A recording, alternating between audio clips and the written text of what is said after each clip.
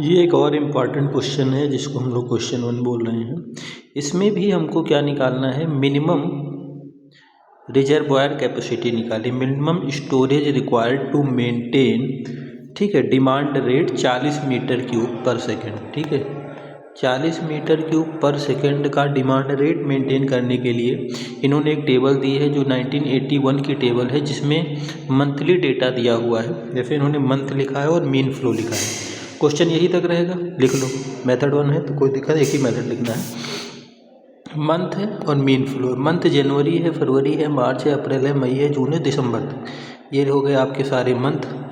और इसके करस्पॉन्डिंग इन्होंने मीन फ्लो दिया हुआ है, ये आपके हो गए मीन फ्लो, ठीक है। अब आपको क्या करना है, इनफ्लो जो है आपका, ये मीन इनफ्लो है। क्या है? इनफ्लो। इतना पानी हर महीने आ रहा है।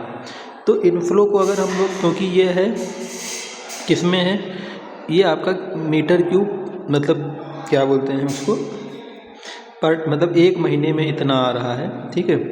तो अगर आपको एक दिन का निकालना है, ठीक है, तो मतलब सॉरी, ये एक दिन में इतना आ रहा है 60 मीटर क्यूब पर डे। तो अगर जनवरी महीना में देखा जाए तो जनवरी महीना में 31 दिन होता है। तो अगर 60 को आप 31 से गुणा करेंगे तो पूरे महीने में कितना पानी आ रहा है वो निकल के आ जाएगा, ठीक है। ये मीन है, 60 मीटर क्यूब पर डे आ रहा है। तो एक महीने में 31 दिन होता है जनवरी में, तो 31 से मल्टीप्लाई करोगे तो 1860 आ जाएगा, ठीक है। तो इसमें हम लिख रहे हैं इनफ्लो वॉल्यूम। इनफ्लो वॉल्यूम कैसे निकाल रहे हैं, क्यूबिक डे में, और जिसमें के लिए हम लोग मीन फ्लो को उस महीने में जितने दिन है उससे मल्टीप्लाई कर रहे हैं। फरवरी में टोटल 45 है, 45 को आप 28 से मल्टीप्लाई कर दो। मार्च है 35 है, मार्च में 31 दिन होता है, 31 से मल्टीप्लाई कर दो। 25 है, अप्रैल में 30 दिन होता है, 150, ठीक है, इससे मल्टीप्लाई। 15 दिन, 15 मई में लिखा है, मई में 31 दिन होता है, तो 15 को 31 से मल्टीप्लाई कर दो, 465। इसी तरीके से दिसंबर में 70 आ रहा है, 70 में दिसंबर में 31 दिन होता है, तो 2170 हो जाएगा। तो हमने अभी तक 3 चीज़ें लिखी है। मंथ लिखा है, उस मंथ में जो मीन इनफ्लो दिया हुआ है उसको हम लोग क्या करेंगे, नंबर ऑफ डेज से मल्टीप्लाई कर देंगे उस महीने में, तो ये इनफ्लो निकल के आ जाएगा, ठीक है। डिमांड कितना है, क्वेश्चन में दिया है 40 क्यूमेक की डिमांड है। मतलब जो डिमांड है वो हर महीने में कितनी होनी चाहिए, 40 40 40 40 40 40 40। तो अब डिमांड महीने भर में, ठीक है, तो एक महीने में जो डेज होते हैं उनसे मल्टीप्लाई कर दो तो डिमांड भी निकल के आ जाएगी, ठीक है। तो जैसे 40 की डिमांड है, इसको 31 से मल्टीप्लाई करो, 1240, 40 31 से, 30 से, 28 दिन की फरवरी होती है तो 40 इंटू 28 हो जाएगा, 40 इंटू मार्च 31 दिन का होता है, तो इन सबको मल्टीप्लाई कर देना है, तो ये डिमांड हो जाएगा। अब आप ध्यान से देखिए, ये 1860 का इनफ्लो हो रहा है और यहाँ पे आपकी 1240 की डिमांड है। तो क्या हो रहा है, एक मिनट इसको इरेज कर देते हैं, 1 मिनट, ठीक है, हम लोग इसको मिटा देते हैं। अब आप ध्यान से देखिए, ये टेबल आपकी बन गई है। इस टेबल में अब आप ये ध्यान से देखना है कि यहाँ पे आपका लिखा हुआ है इनफ्लो, कितना इनफ्लो हो रहा है, मतलब कितना पानी आ रहा है, कितनी डिमांड है, ठीक है। तो अब हमको निकालना है कि कितना डिमांड ज़्यादा हो रही है, मतलब एक्सेस हो रही है, या कितना डिमांड एक्सेस नहीं हो रही है, मतलब डेफिसिट में हो रही, कम हो रही है। तो हमने यहाँ पर लिखा है, दोनों को माइनस कर दो। जैसे 1860 की मतलब आ रहा है, 1240 की ही ज़रूरत है, मतलब इसमें ज़्यादा आ रहा है, प्लस 620 हो जाएगा, इन दोनों को माइनस कर दो। यहाँ पे 1260 आ रहा है और 1120 की ही ज़रूरत है, तो फिर से प्लस 140 हो जाएगा। 1085 आ रहा है लेकिन ज़रूरत 1240 की है, तो 1085 में से 1240 को माइनस करो तो माइनस 155 हो जाएगा। 750 आ रहा है, ज़रूरत 1200 की है, तो फिर से माइनस में आ रहा है, तो इससे इसको माइनस कर देना है, ठीक है। तो एक टेबल बन गई। हमको क्या करना है, जब हम रिजर्वायर की कैपेसिटी निकाल रहे होते हैं तो हमको जितनी माइनस माइनस वाली वैल्यू है उनको सिर्फ देखना है। यहाँ पे हमने लिखा है क्यूमुलेटिव डेफिसिट, मतलब जितना डेफिसिट आ रहा है उसको हम एक साथ लिखेंगे।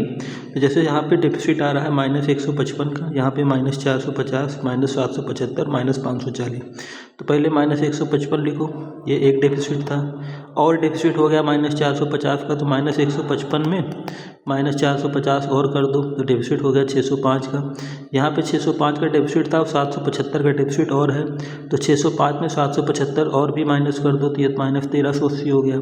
-1380 का डेफिसिट था, उसमें -540 और कर दिया तो -1920 आ गया। तो टोटल डेफिसिट कितनी आ रही है, 1920 आ रही है। जितना एक्सेस वाला है उनको भी हम लोग बगल में लिख देंगे, जैसे यहाँ पे 620 का एक्सेस है, यहाँ पे 140 का एक्सेस है, 620 उसमें 140 ऐड कर दोगे तो 760 हो जाएगा। ठीक है, ये एक्सेस वाला है। अब यहाँ से फिर से एक्सेस शुरू होगा, यहाँ पे 310 है, 310 में 1240 ऐड कर देंगे तो 1550 हो जाएगा, 1550 में 1950 ऐड कर देंगे तो 3500 हो जाएगा, 3500 में 1550 ऐड कर देंगे 5050 हो जाएगा, 5050 में 1200 ऐड कर देंगे 6250 हो जाएगा, 6250 में 930 ऐड कर देंगे 7100। तो ये जितना एक्सेस आ रहा है उसको हम लिख देंगे। तो किसी भी की मिनिमम स्टोरेज कैपेसिटी क्या होती है, जितनी चीज़ें माइनस में आ रही हैं उन्हीं सारी चीज़ों को अगर हम प्लस कर लेंगे, जैसे 155, 450, 735 और 540। देखिए 155, 450, 775, 540 टोटल मिला के 1920 यही डेफिसिट है, हमको यही ज़रूरत है। अगर हम ये निकाल लेंगे ना, the maximum value in column, जो ये है कि जो स्टोरेज कैपेसिटी होगी जितनी हमको रिक्वायरमेंट है वो 1920 होगी। जो कमी आ रही है, अगर इसी कमी को पूरा कर दिया जाए तो हमको 1920 की कमी हो रही है। अगर इस रिक्वायरमेंट को पूरा कर दिया जाए तो हमको इतनी ही रिक्वायरमेंट के रिजर्वायर की आवश्यकता है। ठीक है, तो ये बेसिक एक न्यूमेरिकल होता है जहाँ पे आपको रिजर्वायर की कैपेसिटी निकालनी होती है। इसमें हम लोग क्या करते हैं, पहले मंथ लिख लेते हैं, फिर मीन इनफ्लो, कितना पानी ऑलरेडी आ रहा होता है उसको हम लोग उस महीने के मल्टीप्लाई से, महीने में जितना दिन होता है उससे मल्टीप्लाई कर देते हैं तो इनफ्लो हो जाता है।